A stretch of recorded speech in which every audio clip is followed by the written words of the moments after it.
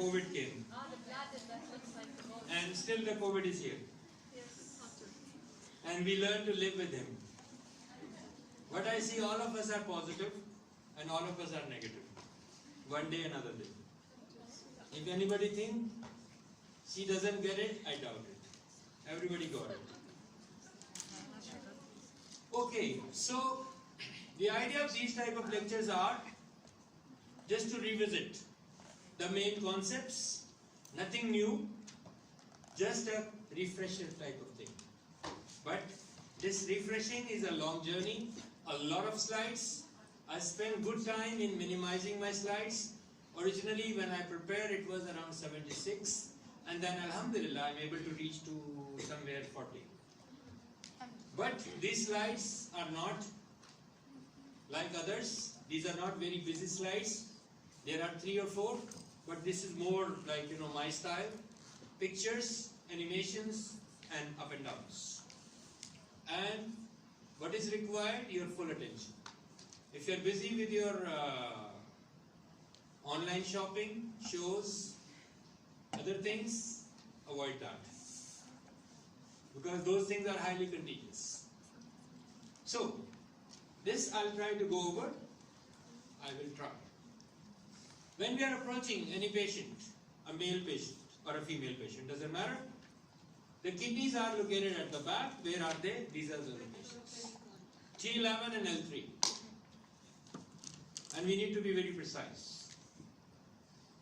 Why I am showing you from the back? I could show you this similar picture from the front. But the reason is, most of the procedures, the kidneys are approached from the back. From the front, usually we go once we are treating, once we are dealing with cancers of the kidneys. There we are approaching through the anterior aspect. Otherwise, posterior or lateral is the preferred approach. Why? Because for everything there should be a reason. Because the kidneys are retroperitoneal. The kidney is retroperitoneal, excellent, but what is the significance? Retroperitoneal will tell us it is the location. But why we can go through front, that's not a problem. They are Because the line of Brunel is posterolateral, and that's like the easiest access point, so like you don't I'm asking advantage. easiest access point. There's no Access is done. Think beyond access. They are beside the vertebra at the back. So It's more convenient. Yeah. that is all about access. No Talk. I'm asking advantage. One advantage was access. I'm asking any other bigger advantage. No Avoiding organs. One person, one by one. Yes. Who will say yes? Me? Hmm. I mean, if we access it from the front, we will touch upon the GI content, but at the back it's retroperitoneal. Excellent. So if you touch the GI content, what will happen? We can perforate. No. You can perforate from the back. You are equally vulnerable for that. La. Pneumoperitoneum, that's not an issue. I have seen so many people working on kidneys, especially on the right side, and anesthetist shouts, "You have opened the pleura." It happens a lot. And then we fix the pleura. That's not a problem. It happens. No.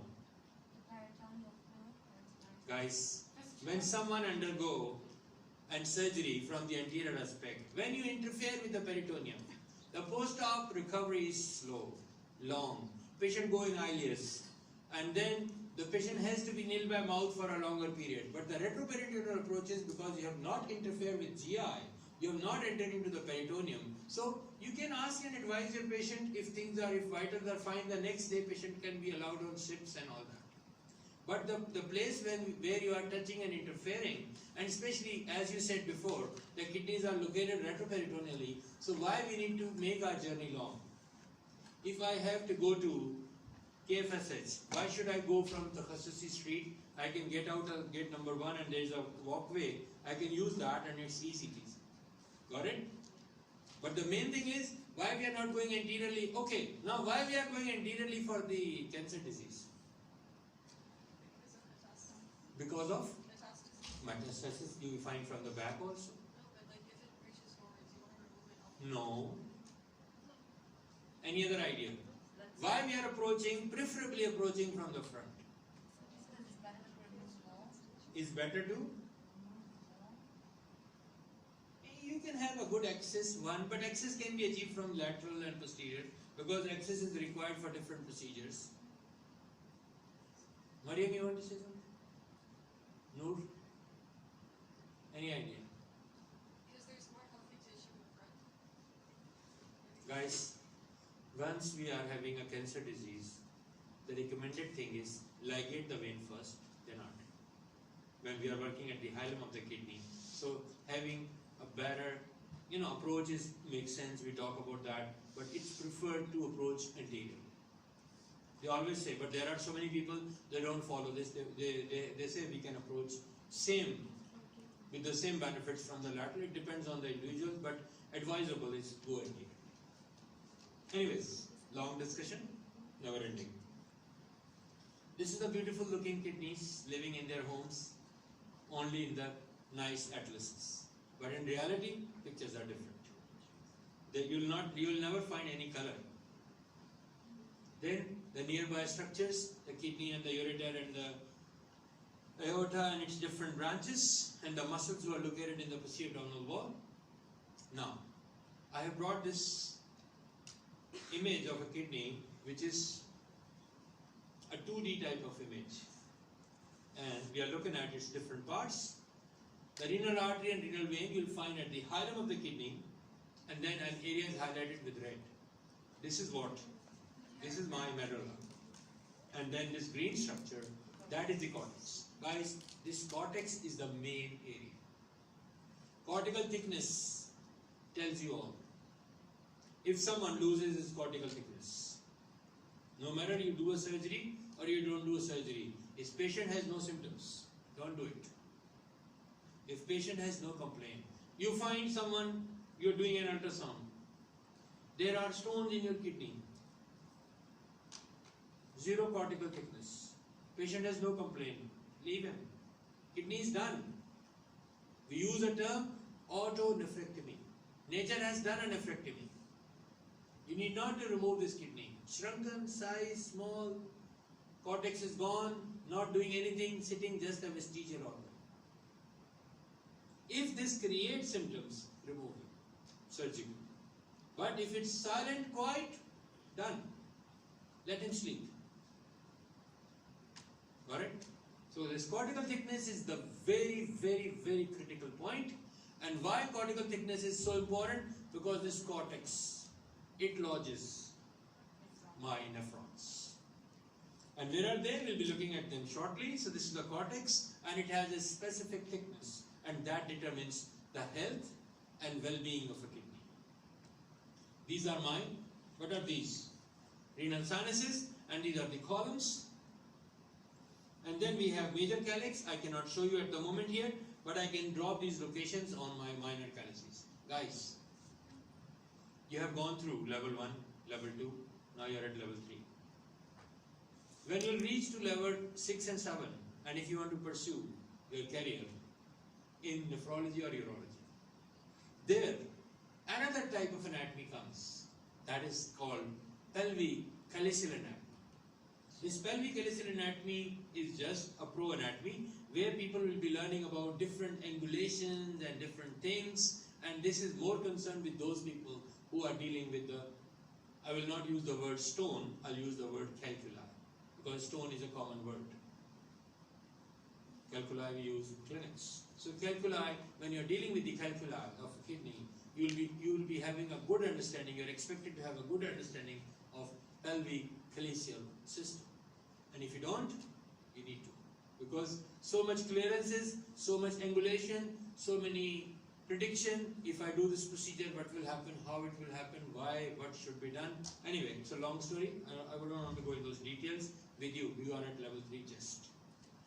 Now, this is the renal papilla. And this is the ureter, the final pathway for the urine, the waste of my body to get out.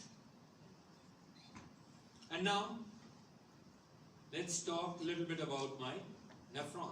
Where are they located? They are located in this whole zone. In the cortex as well as in the pyramid.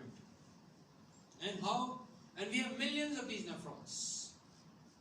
And now the advances have gone to that much, people do nephron sparing surgeries. Those nephrons who are diseased, they can be removed. Those who are fine, let them live. Don't remove a kidney for nothing. There is some little bit, okay, remove that little bit, but don't kill the whole kidney. So how a nephron look like? We have seen him before at level 1. And then you can see its Bowman capsule and its ducting system, and they are well enriched by the blood vessels, both arteries and veins. And then if I see it in a big spreadsheet, I can see which part of my nephron lives in the cortex and which part lives in the pyramid. Are we good? And then the Bowman capsule. So many diseases which we'll be learning now in this block, they will be related to so many hundreds of diseases which we'll be learning only associated to this area. So many issues are connected to that. And then this duct system, you can see that this duct system, the sections are showing you different type of cells. Because what is the job of my kidney? It's a filtering unit. It filters my blood, and highly vascular organ, around 150 mils of blood passes each minute. And this blood, when it comes here, unwanted substances has been extracted out. And then there are, with unwanted substances, there are so many wanted substances that will also be taken out, so they need to be reabsorbed. That's why there are specialized type of cells, they are well located all across this ducting system, and they reabsorb so many wanted, needed stuff, and that has been taken in. So that's why if you look at this whole of this loop of Henle and all that, major and minor, so there you will find different type of cells, they are widely located. I'm sure you have learned these things during your microscopic anatomy sessions. But this is just a big picture of all what is there. Are we good so far? Now when we look at a kidney from the front and behind, on the upper side you can see there's a kidney, the anterior relation of a right kidney. You can see it's so closely associated with the duodenum. Duodenum is living in front of the hilum of my right kidney, because when we are approaching a kidney anteriorly, we need to remove this. We need not to cut it. We need to move this duodenum, and that is called cauterization. And then you can see the hepatic flexure is also associated with my right kidney. And then the posterior relations. Why they are important? Because most of procedures, especially the renal biopsies, they are done from the back. Renal biopsies. And if I don't have a good understanding, I may damage so many things. And if I damage something, I should be prepared for that. If this damages, what should I do? And if my brain knows something, I'll look for it. And if my brain doesn't know something, do you think I will look for it? If my brain knows who are the people sitting in this class, then I will take their names. Otherwise, why I should call someone XYZ? Because I know, my brain knows who are sitting here. The same, if you are looking into any, let's say you are given a patient. Why it's important? You need to have a history. You are requesting an X-ray, you are requesting a blood test, it's mandatory for you to provide a history. What is the problem? Why you need this? So the one who's doing this test should be having some awareness, some orientation that what is the problem with this person. Then you look for those possibilities. So once you have a list of possibilities, then you can shortlist your possibilities.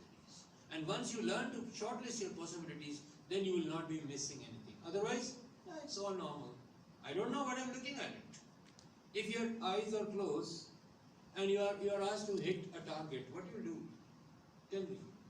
Will you be able to hit a target? Unless you are a pro, yet to see. So now, from the back, a layered approach, it tells you who's where and what is there. Are we fine? That we all need to understand. And these things are needed once you are really approaching to these things. These are not for memorization, these are for your thought processes. On the way, my ureter, which is just a draining channel, it is narrowed for its structural reasons. These are not diseases. There is no pathology associated with them. My tube is narrowed at certain location because there are some neighboring structures who are causing compression. And these are called constriction sites. Why they are relevant? Why they are important? Because once we are dealing the patient, see someone who has a pain due to a ureteric calculi will never come and tell you. He or she will always say, doctor, a pain has started in my back, now it is coming down in front. If he's a male, he will say at the tip of my penis, and if he's a female, she will be talking about labia or medial thigh or XYZ locations. So, and then I feel just it's at the end, and I may pass it in a minute. Let me drink some more water. I think with 2 or more tries, I'll evacuate it out, but it never happens. Because this calculi is not sitting in the urethra mostly, it is sitting in the ureter. And now this classic pattern, like the pain which initiate around the umbilicus and settle to the right lower quadrant, we always say this is the pain of appendix. Because you know the pattern. So now this ureteric colic, what happens? Why you are getting a pain? Because there is a calculus. It has obstructed the lumen. As an obstruction, there is a stretching what? Smooth muscles. Smooth muscles are connected to what? Not with the somatic nerves, with the autonomic nerves. Which autonomic? Sympathetics. So these sympathetic, they convey dermatome. Body got confused. The pain is here and body is showing at the lower part because this is the dermatomal attachment. So that we need to understand. And these sites, they are helpful when we are planning a treatment. If the calculus is in upper ureter, I should do this. These weapons are good for this shot. For the middle, this is good. For the lower, these are the good modalities. Because your everything changes, your plan changes. Let's say you are going for a hunt, you are going for fishing. Will you be carrying guns with you? Yes. Really? Gun for what? To kill a fish and what? Even if you kill Rima, how do you take him out? So, if you are going for a fishing, you should be carrying a fishing rod with you. And if you are going to kill some wild animal, let's say boar, then you have to have a gun, and then you should know which caliber, which size, what thing. If you are going for bird hunting, then you should be carrying something which is related to the birds, not for a big pallet which is good for an elephant.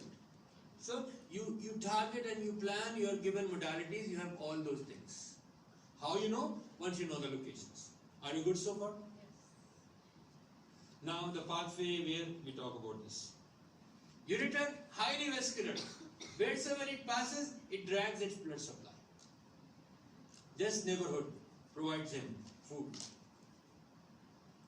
We divide him into abdominal part, pelvic part, intramural part. What is this intramural part? Who will help me with this? Intramural part. In the pathway of ureter. Thank you very much. Within the bladder wall. What is its significance? It enters obliquely. So, I'm asking Rima, what is the significance? Why does it enter obliquely? To prevent backflow. Thank you very much. That's why it's recommended. Yeah, good clap for you. That's why it's highly recommended if you have a desire to pass urine. Guys, this is a request for you. If you have a desire to pass urine, please don't hold on. It's not the computer. So, never hold your urine. Pass it. Even our religion allows. If you have a desire to pass, break your prayers, go finish it, then come and rejoin. So don't hold urine. Holding urine causes a lot of disasters. And these disasters will not be manifested today. They will be seen tomorrow, once it's too late. Are we good so far? Going forward, we'll never see someone walks with this in his hand. Everyone walks with a pain. And when you'll investigate, you'll find something like this. IVU. IVU is an investigation which is not very much seasoned nowadays. The reason behind too much exposure to radiations and a lot of hassles, time consuming, cost. the more better modalities are available, like what your CT pyelogram. One shot, no preparation, come, walk in, do it, go home. This requires living on 6 pills of laxatives, spending an evening in the toilet, passing all watery diarrhea, and still you go to the radiologist, he says still your abdomen is not clear, go eat more laxative tablets, and especially here in Kingdom, Ashraf Zaid Khorwa, you know Zaid Khorwa? Because I practice here, that's why. So even poor patient, you know, think drinking a big bottle of this oil, it's a disaster, it's bad, and poor him, they have to drink. And then still doctor says no, still I can see there are a lot of gases in your abdomen. And if he does it, you miss so many things. So CT pyelogram did a good job. This is another modality of looking into the function and structure of my urinary system. And there, look what happens. On the right side, the right ureter, in some way in the middle, it's been kinked for any reason. Now it's been kinked. As a result of that, what happens? This ureter is being dilated. This system is now silent, not doing the job properly. This kidney is under trouble. Why you need to treat him? What will go wrong? Hydronephrosis already happened. Kidney failure, this is a street language term. Talk a scientific term. Toxicity. No. Any idea? Azotemia. Talk scientific. Now, who will tell me? This is a spot shot. Can you see a stone here? Anuth. Can you show us a stone here?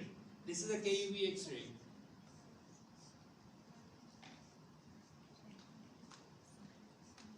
Any idea? No one? Tiny small where? On the right side. Doctor, Is it located on the right side? Yeah, it is located on the right side in the pelvis. Let's look in that. There you go. Right? I have a question. Hmm. Normally, the ureters are not visible, right? Yes. Like, if I have an obstruction at this area in the pelvis, then all of the urine coming down is going to be obstructed, right? Hmm. So the ureter is supposed to be visible. Never. No? You have a urine. You don't have a blood here. Blood can be visible on an X-ray, plain X-ray. This is a plain X-ray. Yeah, okay. Plain X-ray will never show you ureter. But if I'm investigating an obstruction, wouldn't I inject contrast? Yes. Like, it's supposed to show. If you inject contrast, then what happens? You inject contrast from the vein. Yeah, It will go to the heart. okay. And then it will push. Then with the supply, it will reach there. It will go to your circulation system. Then it is being filled. When this blood is being filtering out, then it will reach. After 5 minutes, it will reach to your kidney. See how fast? Yeah. You inject it in 5 minutes. It has gone through all the process. This blood has reached into the kidney. It has been filtered. And once it is filtered, then you can see the kidney. That stage we call it nephrogram. And then it starts coming to the proximal ureter, then middle ureter, then lower ureter, then bladder, then urethra, and then at the end you ask the patient go and pee. When patient come back, then you take another shot. That's IVU procedure. Okay, so if I'm taking the protocol, if I'm suspecting a stone, do I order a nephrogram or do I order the plain X-ray? Reminds like that. If I need water, Yeah. if you are sitting in a restaurant of your choice, you are thirsty, you'll order a glass or you'll order a water. You'll ask the waiter what, I need water or I need a glass. I need a glass of water. A glass of water. So water, can he bring water alone for you? No. No. So you need a glass with water. So you cannot order just a nephrogram. Okay. Once you inject a contrast, it will give you a nephrogram. If you are not interested in nephrogram, don't take a shot at 5 minutes. Okay. Miss that shot. Take after 5 minutes. But what's the benefit? Once it is going from there, if I throw water and I intend this water should go that side, it will pass the whole passage. So no matter where you film it, you get the shots. Are we good? يعني you will order a glass of water or the water or the glass. You will order water. Glass will come to you. You said I You'll cannot become, order see, water. see. You said how can you bring Alas, water? you need a revisit. Rima, you need a revisit. Go restaurant, try it. Order water. Tell me which restaurant you order a glass. So guys, another view, and remember, IVU should never be, don't expect the whole pelvis, renal pelvis, ureter, bladder should be visible in one shot because there is peristalsis. There is peristalsis. And even ureter has pacemaker also. But that is, when you become pro, then you will learn these things. Not now, look at this X-ray. Let's look at this X-ray. How we will. If you want to be a urologist, then we'll talk. No, that bad. Wow. I will tell you why you need to be if you want to. Anyway, so look at this urogram, IVU. You don't see much here, but now compare. This is the same image with some modifications. Now look at the normal passage. Can you see this cupping? Concave, normal minor calyces. The whole system is silent. But here, there is an obstruction. It's the same person which you have seen the stone, which you have picked it up. So this has been obstructed. Backflow, dilated, hydropelvis, hydroureter, hydronephrosis.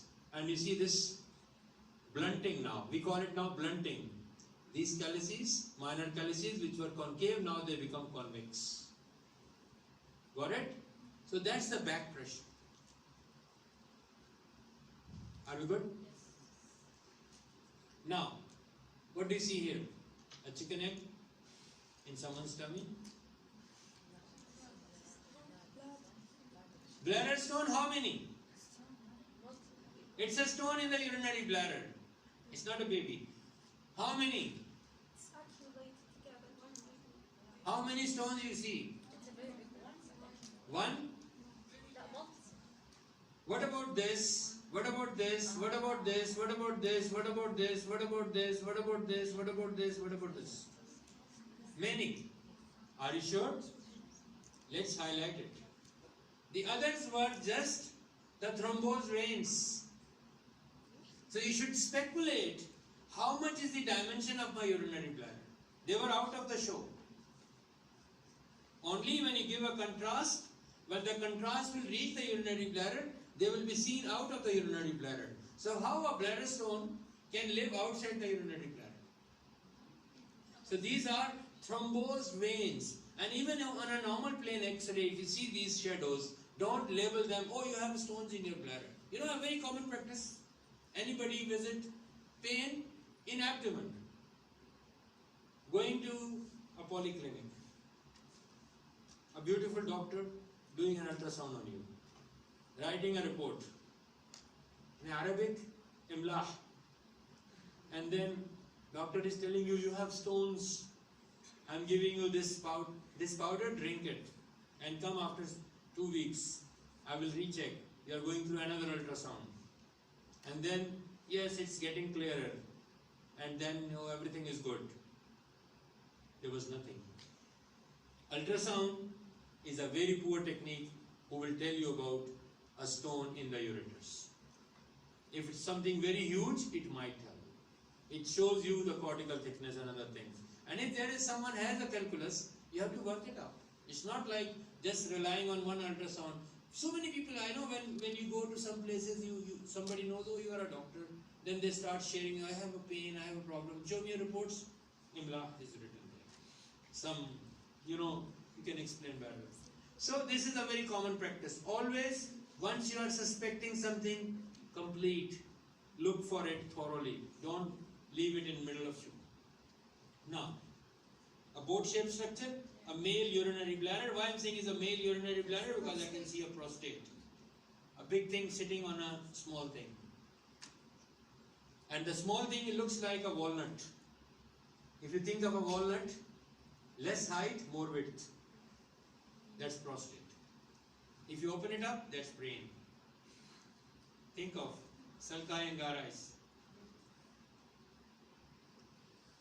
Now we have opened the urinary bladder. Let's identify. You have put in a scope inside, cystoscope, interuterine bar, 2 ureteric orifices, trigone. This raised area, verumontanum, that is the limit of my external sphincter. And if you pay attention, can you see there is an opening? Prostatic utricle. And there are 2 tiny openings. These are ejaculatory ducts which open up here. They are paired. Level of the same what we have talked about. Are we good so far? Now, what am I trying to show you? Internal sphincter, external sphincter, and then the ejaculatory ducts. Female has only external sphincter.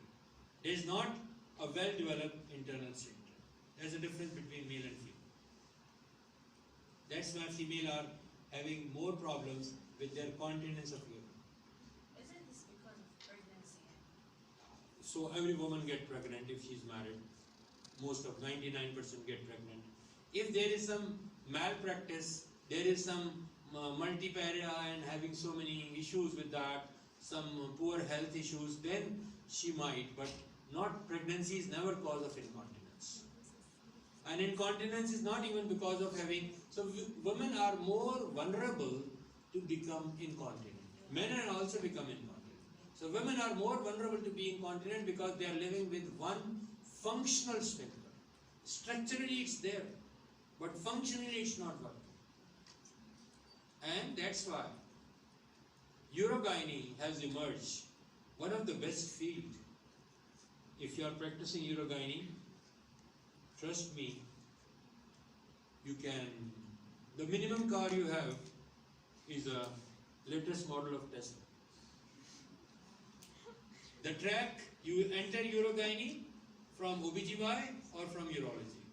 If I look in Riyadh city, I doubt it I'll find 5 or 6 urogynecologists proper trained. Rare. So much vacancy. If you're looking for hunt in the residency mats, if you see the figure and see how many K is the. Anyways, so this is a female system. Female urethra, short, there is no prostate. And then in the middle, see how closely these things are associated, the rectum and the urethra, vagina and the urethra, and there you can see the short, and there you can see the ureteric orifices and all that. Rest is the same, only length is different. Are we good? Now we have opened the bladder. We are looking inside. We have talked about the similar features. Close-up of a bladder wall, the pattern of the detrusors, the bladder neck, structures which are related to the posterior surface of a male urinary bladder, and what you see here on both the sides, 2 ureters. These are the vas deferens and these are the seminal vesicles. Vas deferens brings sperms from the testes and they are stored in these seminal vesicles, and these stored sperms has been discharged at the time of ejaculation, and they carry the sperms through these ejaculatory ducts and they have been poured into the prostatic urethra, and then if internal sphincter is closed, they will push forward. And if internal sphincter is damaged, so that's why male must have an internal sphincter. Because if male don't have an internal sphincter, all the semen could have gone to urinary bladder. It will not reach where it should reach. And then when someone will pee, he can see the semen floating in the urine. So that's why a male must have an internal sphincter. So this is the arterial supply. I'm not going in those details. You can read it yourself. Now, that's very important. A normal anatomy of the pelvis. It's a male, it could be a female, there is no issue. Now, for some reason, the urethra is blocked. It could be a calculus, it could be a trauma. The urethra is blocked. As a result, this is not. So now you cannot pass a urine. Guys, one single lesson. Never try to pass a Foley's catheter in a urethra where you see blood at the tip of the external urethral meatus. If you see blood here, never attempt it. You may be so much tempting, oh, I can do it. No, don't do it. And if someone is doing it, hold his hand. Why? Why? I can tell you a story. It was a snowy night. I received an SOS call from hospital. Someone has a traumatic catheterization. I reached to the hospital. Someone, old man, catheter was not going. So they forcefully pull a special instrument in the catheter and they forced this catheter. This catheter went all the way and the bulb of the balloon was lying out of the anal opening. So it was entering from here, puncture all the way and it was coming out of the rectum and anal canal. So what I did this. And then see you tomorrow. That's it. That's the only way. So never push. Never ever push. If it's a female, you may attempt, but even there, think of. If you don't know, ask for help. Guys, the best practice in medicine is if you think you have little bit shaky feeling, ask for help. Don't try to be, when we watch these shows, Good Doctor and all that, we become so tempted because it never happens. You open your eyes and you see the whole anatomy is dancing in front of you and all of them. It never happens. And I remember one shot, there was some kid who collapsed on an airport, did some glassware, and he did a chest tube insertion. Don't do it, for God's sake. No matter you know it, but don't do it. This is not a safe environment. If anything goes wrong, you will be responsible. You'll be behind the bars. So be careful. And if you are in doubts, ask for a help. If you think it's beyond, raise your hand. Sorry. Beyond for my working capabilities. There's nothing, no shame in that. Nobody knows everything. Especially during a flight. Sometime you might notice there's an announcement from the captain. Is there any doctor on board? Then there are so many people standing up with a pride. I am a doctor, I am a doctor. You can see 10 doctors walking. What this doctor will do? Do you have any instrument with you? Mostly why they are calling you? They are not calling you for a headache. They are calling you for a heart attack. What you will do there? Do they have a lot of injection and a lot of medication with them? Yeah, probably. That's your imagination. I'm sorry. They will have 2-3 Panadol pills, 1-2 very basic things. Even their crew is more trained with their instruments because they are used to of those stuff. Doctor, they have to have a defibrillator. They have to have, but I'm sorry. So that's why, yeah, you should go. I'm not saying don't go. Should go. But don't go with the feeling, oh, I'll be, today, this is the time I'll do something. Or maybe, there is another very common thing happening. Some pregnant woman is traveling and because of this variation of the heights, she might end up her pregnancy and there's a time of a childbirth. So this is where you can do something if you are trained for that. Even if you're not trained, don't think baby, you say baby come out. No, it's not happening. So be careful. Let me share with you another example. One day I was here at Lulu. Someone collapsed. It was an epileptic fit. He was surrounded by millions of people. Lulu is surrounded by millions and millions. So many people. I learned when you're dealing with epileptics, make sure it should be nice ventilator. I said, guys, can you move apart? Who are you? I said, thank you, sorry guys. I went off from there because if you try to prove in front of a mob that you are a pro, don't do it. They'll never understand. Rather, you'll be in a trouble. You might be beaten up. So don't do it. Because, the worst belief which people carry, if someone has an epileptic shit, they bring a dirtiest shoe and try, they think that if this patient will smell it, this is some kind of, this person is possessed.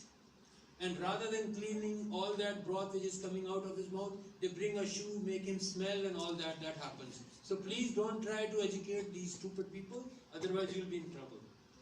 Trust me, I saw that happening. Anyways, long story short, so when someone's urethra is blocked, put a suprapubic needle, drain the bladder. One thing never forget, if you evacuate someone's stopped urine or someone's stuck feces, that person will be lifelong slave to you. If that person is a human, he will never forget you for the rest of his life. The control of urinary bladder, we talk about the continence issue. A big number of women are affected. Trust me, if you talk right and left within your own families and your gatherings, you'll find a lot of women, when they cough, when they sneeze, when they go in during prayers, in ruku and all those kind of things, there is leakage of 2-3 drops of urine. That is not normal. That is kind of incontinence. We call it stress incontinence. There are so many type of urge, and like urge is what? You had a desire to pass urine. Trust me, you will never be able to reach to the toilet. You'll pass urine within your clothes on the way to the restroom, and these people are scared, they are shy. You might have noticed there are some people, they are not interested in coming to the parties and all that. They are very nice, but I'm sorry, because they are always, and everywhere they go, where is the toilet, where is this? Because they know they are themselves. So be careful. Urogeny is a very nice field. Never forget. So there I am showing you the control mechanism, how the bladder is being controlled. Now the difference between male and female pelvises. Let's talk a little bit about male urethra, its different parts. We all know the other labels. Let's focus on the specific part. So where the urethra begins in male, the first part is the pre-prostatic urethra. People also call it bladder neck. And then this is where we have the prostatic part, and this is where we have the membranous part, and there we have the spongy part. Spongy part is 2 portions. First is the bulbar part, and the second one is the penile part. And the place where it ends, it's been dilated, and that is called navicular fossa. Guys, one thing more. The calculus, which starts its journey maybe from the kidney, pass through the ureter, reach into the urethra, might be noticeable to you. Someone present to you a stone which is half popping out of the external urethral meatus. And we all get tempted, oh, I can just scoop him out. Don't do it. You might create a disaster. You might create a stricture. It needs a little bit technical way of handling these kind of things. So don't get tempted with something which looks so easy and so obvious. Usually it's not. Be careful. Are you good so far? So these are the different parts of the male urethra. You need to know them. Now, in the pathway of the urethra, there are 2 curves in the male urethra. Female urethra is straight, very easy. But male urethra, these 2 curves that make is S shape. And while you are pushing a normal Foley's catheter, which is a soft rubber tube, please don't push hard. If you don't know how to negotiate these curves, you will cause a disaster and prevent disasters to occur. Are we good? So these 2 curves. Now let's get out of this. Now look at the differences between male and female urethra. Let's label it. I just said about all these. And look at the female urethra. You can see the internal sphincter, but that's not functional. But external is functional. But for the male, internal and external sphincter both. The whole pathway. And this is a urethrogram. How I understand, if I follow this schematic picture, same. There you can see a colored one. The spongy urethra, you can see both of its part, the bulbar and the spongy part, and then the membranous and the prostatic, pre-prostatic. So many books write bladder neck, it means pre-prostatic. Don't get confused, we were not taught this way. Now, digital rectal examination, guys, very, very important thing. Like if a female comes to you for her problem with her female reproductive system, and if you don't do curved vaginal examination, means you have not completed your examination. So if you are examining someone for some GI related issues, and if you don't do a rectal examination, your examination is never complete. And this digital rectal examination, your finger tells you a lot. Don't think this is a bad thing or bad gesture. This is really important. And learn to do it. And I'm saying again, if my brain knows something, I will look for it. If I'm suspecting this patient of mine might have a cancer of prostate, I'll find that his prostate is hard. How I see that? Guys, can you do this? Can you touch the tip of your nose? Feel the consistency. This is a normal prostate feeling. Feel your forehead. This is a cancer. Feeling of a cancer prostate. And feel your ear lobule. That is the feel of prostatitis. Hot, tender prostate. This feeling, prostatitis, inflammation. So many antibiotics, tons of antibiotics, you feed your patient, but it's a disaster. BPH, cancer prostate, these feelings. This hard or nodularity. Never forget these things. And if you don't feel the normal, you'll never appreciate when is abnormal. So don't feel shy. You are doctors. Forget gender.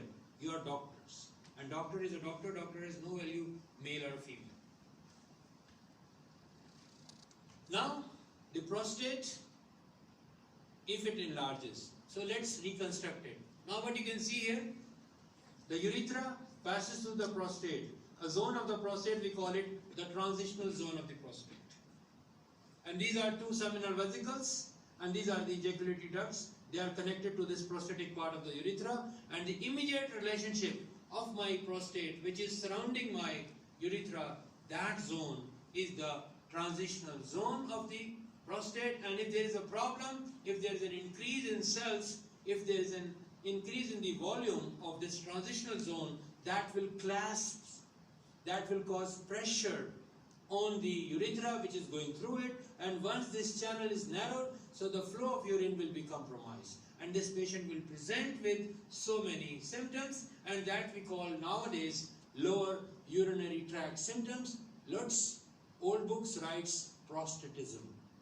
Lutz and prostatism is almost the same thing, and this is the structure which is involved with this enlarged prostate. Old books writes BPH, now we write BPE because you don't know. It's an malignant or benign otherwise. And then what comes next? There is another layer has been added. This is a central zone, but that's not covering whole of my urethra. So if there is an enlargement in this zone, that will not be affecting flow of urine most likely. Then it's been surrounded by a big shell, and this big shell is the peripheral zone, and this peripheral zone is primarily, the cancer lives here. That's why when we do a rectal examination, we are feeling at the periphery of the prostate, and if this is hard or nodular, then we should be speculating that there is a cancer of prostate. Remember, a hard, nodular feel on a rectal examination does not confirm that this is a cancer of prostate. You need to have other evidences as well. So just be evidence, practice always evidence-based medicine. Don't practice, oh, someone has this, so you are having this. Don't label someone unless you confirm. There are so many ways of confirming. So now, the transitional zone is the location where most commonly the benign prostatic enlargement is occurring, and the peripheral zone is the site where cancer of prostate begins its journey. And then these are the different, I'm sure you remember this picture, it was in your hospital exam 50 years back when COVID begins. Then let's look at the changes, the anatomical basis of lower urinary tract symptoms. So this is a normal, easy peasy thing. Let's make it problematic.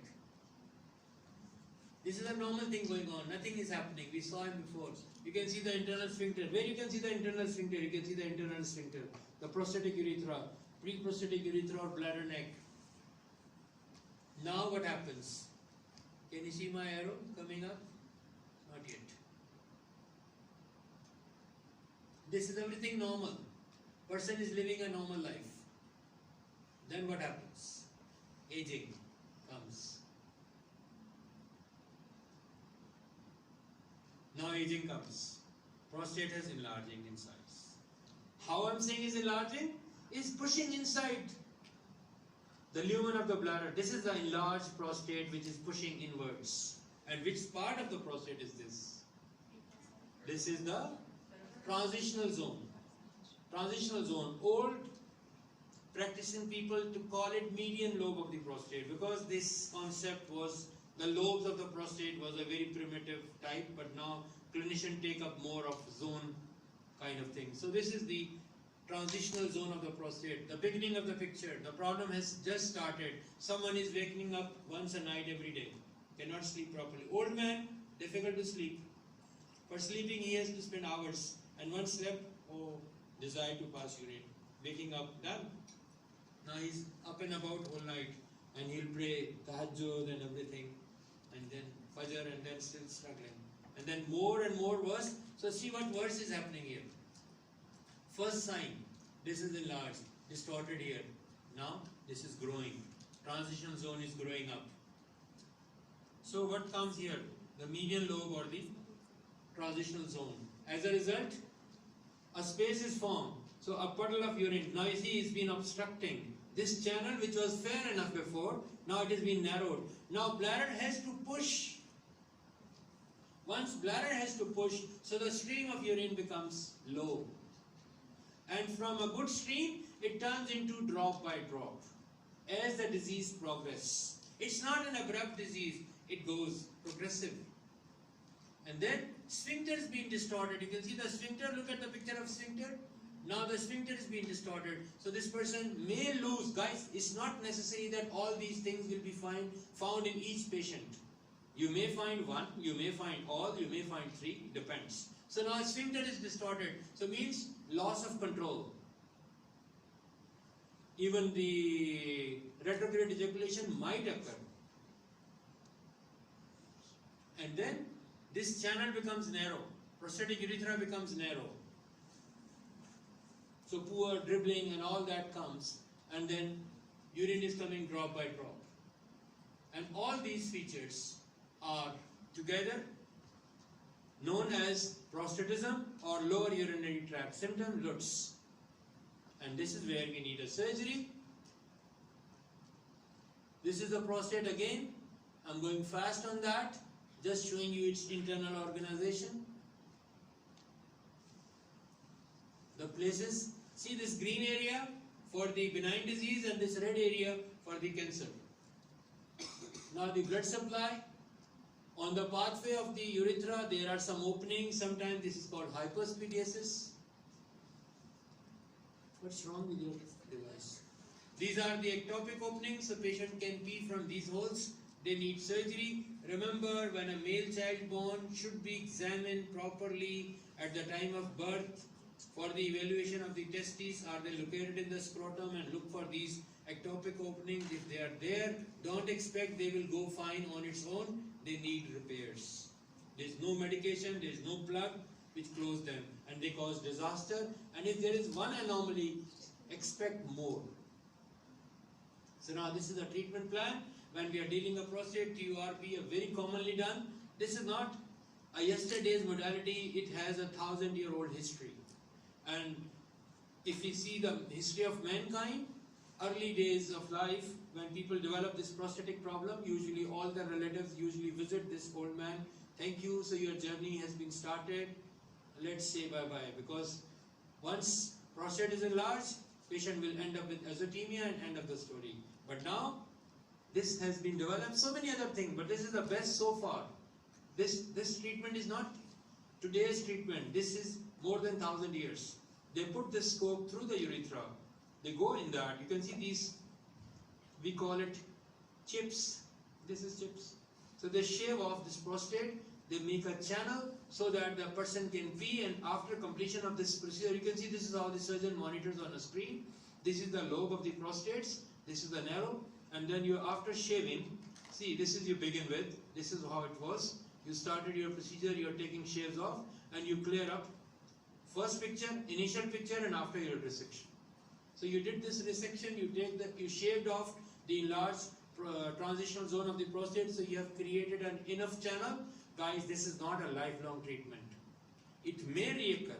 Usually 10 years is a good time. If a 70-year-old male comes to you with this prostatic problem, you do it and it lasts for 10 years. What is the normal life expectancy? It's fair enough. One shot is good. And if it's too big enlargement, nowadays there is no more open prostatectomies are being done, very rarely. In my unit, I remember every year we used to have not more than 10, 15. And these TURPs, they were in thousands. What about the sphincter? Isn't it Internal sphincter is gone. With the TURP, internal sphincter is gone. 70-year-old male, are you really worried for having more babies? But urine control is there because external sphincter you have to save. Internal sphincter is compromised, done. Are we good so far? This is the gold standard. No matter you resect with electrocautery, you resect with laser, you do anything, the procedure is the same. You change the name from TURP to TUR, so many TUI and so many names are there, but simply this is the simple method. Huh? This is, look at here. You pass the scope, this is the picture, original picture. Huh? No, after 10 years you may need to repeat it. If it's done nicely, you may need to repeat it after 10 years. Because this transitional zone, you have never restricted, you have never halted the growth. Guys, I'm not talking here today the prostate hole. In a hole, otherwise, there are way of treatment. If someone is saying initially you have watchful waiting, then you subscribe to your patient, don't drink water before going to the bed, don't drink coffee or liquor before going to the bed, then you look for the progress, then you start alpha blockers, then you start 5-alpha reductase inhibitors. These medications, they are of value, they do good job, and then but they are not end of the thing. But if someone has acute obstruction of the urine, then you need to catheterize, then you give a catheter trial, and then you have to do this procedure TURP, or if it's not accessible with simple TURP, then you do stage TURP. I'm not going into those details, otherwise there's a lot more stories. And there are people who are only doing upper tract surgeons, lower tract surgeons. So now, if you don't do it, what will happen? See, the prostate is enlarged, everything is being destroyed, and you end up with azotemia. The different anomalies which are associated, which are common. Not all of them are very common, but these are the possible things which may occur. Ectopic ureter, ectopic, so many things are. We showed to you hot kidney, you have heard a lot. And then this urachal cyst, what happens? This urachus, in some individual, it stays open, so then the urine starts coming out of the umbilicus, so this needs repairs. I don't know. It's it's possessed. I know somebody's controlling it. So it's time to say bye-bye. And the carry home message, what you see flowing in this? Water. Please drink water. Encourage. How much water? 2.5 to 3 liters. Not water. If you pee in 24 hours around 2 to 2.5 liters, you are doing a good job. Got it? Don't believe in that 8 glass.